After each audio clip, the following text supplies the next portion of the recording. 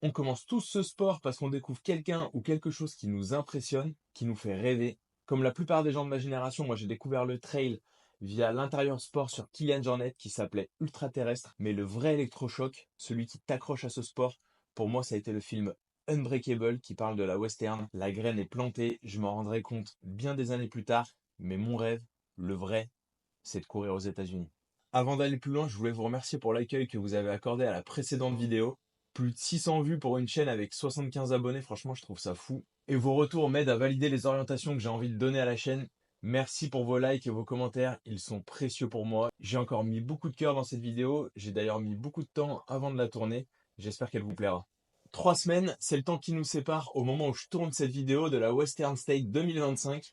3 semaines pour vous faire découvrir ou redécouvrir cette course et 5 épisodes pour vous faire découvrir l'histoire de cette course, pourquoi elle me fait rêver et les athlètes qui en ont fait, en font ou en feront l'histoire. Alors abonnez-vous pour ne pas rater les prochains épisodes. Il y a des courses qu'on fait pour l'expérience, d'autres parce que c'est à côté de chez soi. Et puis il y a celle qui te fait rêver, celle qui t'appelle et celle que tu as envie de vivre plus que tout. Pour moi, cette course, c'est la Western. Pour ceux qui ne le savent pas, la Western, c'est la première course de 100 miles de l'histoire, celle qui a lancé la grande histoire de l'Ultra Trail. Je t'en parlerai un peu plus en détail dans une prochaine vidéo, mais pour moi, c'est celle qui a lancé ma passion de l'ultra et du trail à l'américaine. Ce décor, le désert, cette atmosphère. Et c'est vraiment depuis des années la course que je prends le plus de plaisir à suivre. J'ai découvert Black Canyon en suivant le trail américain. C'est une course qui ressemble pas mal à la Western d'ailleurs. 100 km dans le désert de l'Arizona, un parcours qui va d'un point A à un point B, des cailloux, de la chaleur, du sable, des cactus. C'est aussi le 100 km le plus compétitif des États-Unis. Le 100 km de rentrée, celle qui permet aux élites de se rendre compte où ils en sont après leur prépa hivernale et qui peut leur permettre de choper un des 3 golden tickets qualificatifs pour la Western qui a lieu quelques mois plus tard. Pour les 98% de gens normaux, c'est une course qualificative pour participer au tirage au sort pour espérer un jour pouvoir courir à la Western State. Hasard de notre calendrier professionnel avec ma femme, on a une convention professionnelle qui a lieu à Vegas tout début février. Black Canyon, c'est juste à côté de Phoenix, à 400 km de Las Vegas, quelques jours avant. C'est décidé, on en profite pour caler les vacances et faire un détour par Phoenix pour que je puisse participer à Black Canyon et mettre un premier pied dans ce rêve de trailer. Mais un rêve, ça se prépare, brique par brique, kilomètre après kilomètre, semaine après semaine. Il y a à peine 2 ans, je ne courais plus. Puis j'ai remis les chaussures de trail en septembre 2023. J'ai fait un petit trail d'une vingtaine de kilomètres quelques semaines plus tard pour me prouver à moi-même que je pouvais encore le faire. Et en 2024, j'ai fait 2 formats 50 km bas UTMB en Corse pour le Restonica en juillet et en octobre à Nice pour le 50K. Nice, c'était 57 km, 2700 de dénivelé et j'avais fini bien entamé. Alors, au moment où je prends la décision de m'inscrire pour Black Canyon, quelques jours après Nice, je fais pas le malin. Et d'ailleurs, on me le déconseille, mais bon, l'occasion se présentera pas 2 fois et j'ai qu'une seule idée en tête, profiter au maximum de mon rêve et me prouver à moi-même que je suis capable de faire ces 100 km pour voir ce que ça donne quand on se prépare à fond sur un objectif, quand on croit à fond en quelque chose. Alors je me prépare, sérieusement, et je fais les 5 plus gros mois d'entraînement de toute ma vie. L'entraînement n'a jamais été aussi dur, mais en même temps, il a jamais été aussi facile. Je vous passe les péripéties du trajet, mais on arrive le jeudi soir, la course est le samedi matin, et le samedi matin, le désert est encore frais, il fait 4-5 degrés. Le départ se fait sur la piste datée d'une petite école, je croise Tim Tollefson au départ. On échange quelques mots, c'est quand même hyper cool de pouvoir croiser des athlètes élite sans qu'il y ait de sas, parce que ça c'est la particularité de ce départ-là. Même s'il se fait par vague, il n'y a pas vraiment de sas de départ comme on peut l'avoir sur des courses en France. On n'a pas besoin d'arriver vraiment très en avance au départ. Il n'y a pas de musique, il n'y a pas d'arche de départ. Voilà, c'est assez familial comme ambiance. On dirait presque un petit trail au saucisson comme on dit en France, un petit trail régional. On est tous là, coureurs accompagnants, à moitié sur le terrain de foot, à moitié sur la piste d'athlée. Et en vrai, je discute avec Julie et je suis à 2 doigts de rater le départ, puisque c'est au moment quasiment où j'entends le décompte se lancer que je me dis qu'il faut que je me mette dans le sas pour partir. Donc il y a un décompte de 10 à 0 et puis c'est parti. La première vague est assez réduite en termes de nombre de coureurs et on dirait qu'on part entre potes pour courir. Et d'ailleurs, les 30 premiers kilomètres ressembleront vachement à une sortie entre potes. Après 2-3 kilomètres pour sortir du village, on se retrouve vite dans un single qui va durer en fait 95 kilomètres. On se retrouve vite en file indienne. On est un petit groupe de 10-15 coureurs et puis les kilomètres défilent. C'est un profil plutôt descendant. On passe aux 30 km en 3 heures, au marathon en 4 heures, aux 50 km en 5 heures. Avant la course, je pensais être capable de courir entre 6 et 7 heures à 10 km/h de moyenne et j'ai tenu 6h30. Après, ça a été un petit peu plus compliqué. Les difficultés du parcours, parce que le parcours est globalement descendant, mais en fait, à la fin, la deuxième moitié est un peu plus montante que la première moitié. Plus la fatigue du trajet, le décalage horaire, la chaleur, et puis bon, bah, le fait que de toute façon, au bout de 70 km, on est tous mal aux jambes.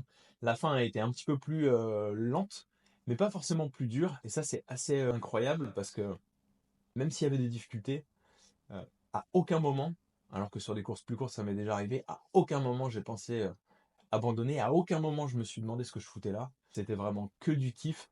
Et on est presque pas, enfin, je suis presque passé sur pilote automatique les 25 derniers kilomètres ou le dernier ravitaillement avec assistance au kilomètre 80. J'ai des vagues souvenirs. Je sais que j'ai vomi. Je sais que j'ai voulu me rafraîchir d'un coup et que j'ai eu d'un coup aussi très froid. Mais tout est un peu flou parce que j'étais vraiment dans une bulle et vraiment un pas après l'autre, l'objectif de me rapprocher le plus rapidement possible de la ligne d'arrivée. L'arrivée d'ailleurs, c'est un peu étrange. Il y a juste une petite arche, tu vois le chrono, et un sentiment un peu bizarre. Déjà parce que cette arrivée, je me l'étais imaginé des dizaines de fois, j'en ai rêvé. Quand je faisais mes sorties longues pendant la prépa, ça me foutait des frissons rien que de penser à cette arrivée, et qu'en fait, rien n'est comme je l'avais imaginé. Déjà parce que Julie n'est pas là. Le live trail m'annonçait, en fait, 30 minutes plus tard, j'ai eu un coup de moins bien, comme je vous disais, sur les 20 derniers kilomètres. Et en fait, sur les 5-7 derniers kilomètres qui étaient un peu plus plats, j'ai eu un petit coup de mieux. Et puis le fait de voir la ligne d'arrivée se rapprocher, ça rebooste un petit peu. Du coup, je suis arrivé 30 minutes plus tôt qu'annoncé par live trail. Du coup, Julie m'a raté. Donc ça, c'était un petit truc. Et puis en fait, on réalise pas vraiment. On me remet la boucle de ceinture. Je suis un peu ému, mais je crois que je réalise, à ce moment-là, je crois que je réalise pas vraiment ce que je viens de faire. Quelques jours après, le corps se repose, mais la tête y est encore. Je regarde la boucle de ceinture 10 fois par jour et je commence à réaliser ce que j'ai fait au travers du regard des autres, qui me posent des questions, qui me disent que c'est un truc de fou, alors que moi, j'ai encore du mal à redescendre et je comprends pas vraiment ce que je viens de faire et ce que ça signifie, même pour moi, surtout pour moi. Je me rends compte que c'est passé ultra vite et que je me souviens pas de tant de trucs que ça.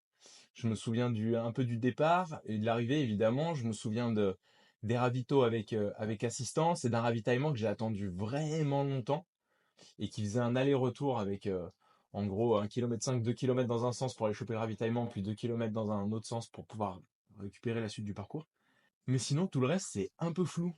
Je me souviens pas d'autant de trucs que j'aurais voulu. J'étais arrivé dans cette course en me disant que j'allais faire l'éponge et que j'allais emmagasiner le plus de trucs. Et en fait, je me rends compte en discutant avec des gens, pour leur expliquer, je prends un peu l'analogie du mariage. Les gens qui se marient disent tous la même chose. Globalement, on prépare tellement l'événement pendant des mois, des mois, des mois, des mois, on se fait tellement des films dans sa tête que le jour J, ça passe comme ça, et qu'en final, on a des brides de souvenirs, mais que tout est assez flou. Mais en tout cas, s'il y a un truc que je retiens de cette course, c'est la chaleur. La chaleur de la météo et celle des hommes et des femmes qui sont sur ce parcours, les bénévoles, les coureurs. J'ai jamais reçu autant d'encouragement de coureurs que sur cette course-là. À chaque fois que des coureurs me doublaient, ils avaient un petit mot. Dès que je les redoublais, ils avaient un petit mot. Ça, c'est assez incroyable, par dizaines et par dizaines.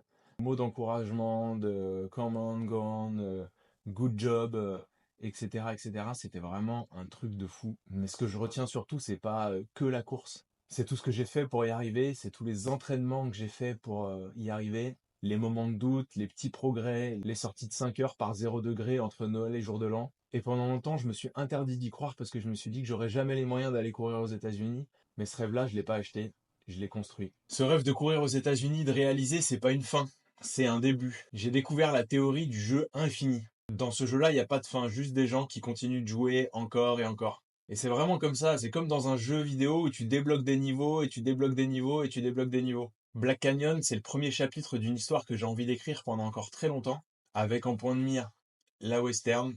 Quand j'ai terminé le 100 km de Black Canyon et que j'étais complètement défoncé, Julie m'a dit, imagine, si c'était la western, tu serais à peine à plus de la moitié.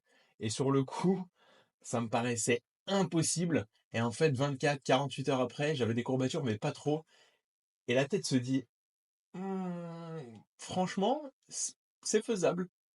Mais l'enjeu, c'est de garder en tête l'essentiel, nourrir mon rêve à moi, en faisant ce qu'il faut chaque année pour mettre mon nom dans la loterie de la Western State, sans devenir un consommateur de courses ou le pion d'un système, mais garder cette envie qui est la mienne, me dépasser, vous le partager et inspirer peut-être. Parce que si toi aussi, t'as un projet un peu fou, un rêve un peu dingue, commence petit à petit, un pas après l'autre, brique par brique. Le plus important, c'est d'y croire suffisamment pour faire le premier pas. Merci à tous et à bientôt. Ciao.